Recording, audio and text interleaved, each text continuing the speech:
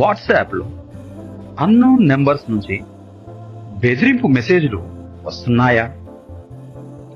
డబ్బులు అడుగుతున్నారా? ఫోటోలు పంపిస్తామని బెదిరిస్తున్నారా? ఇది చిన్న విషయం కాదు, ఇది ఒక నేరం. ఇలాంటి పరిస్థితుల్లో మీరు ఏం చేయాలో ఈ వీడియోలో తెలుసుకుందాం. ఇప్పుడు చాలా మందికి వాట్సాప్ ద్వారా థ్రెట్ మెసేజెస్ వస్తున్నాయి.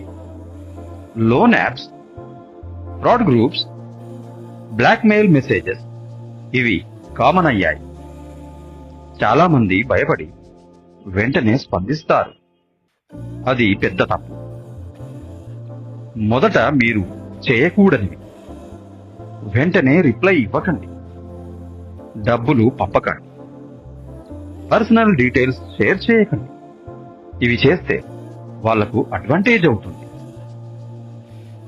మీరు వెంటనే చేయాల్సింది వాట్సాప్ చాట్ స్క్రీన్ షాట్స్ తీసుకోండి, నంబర్ని బ్లాక్ చేయండి, ఎవిడెన్స్ సేఫ్ గా సేవ్ చేసుకోండి.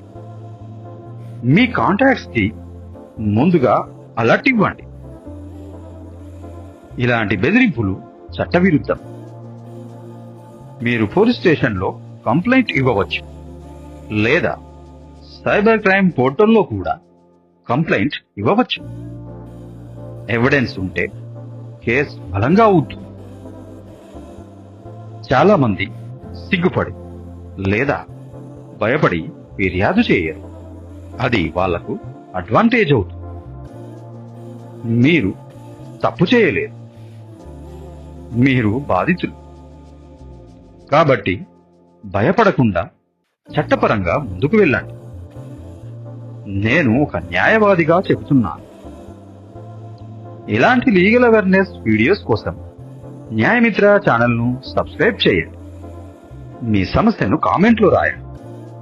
మీకు చట్టపరమైన మార్గదర్శనం ఇస్తాను. ధన్యవాదాలు.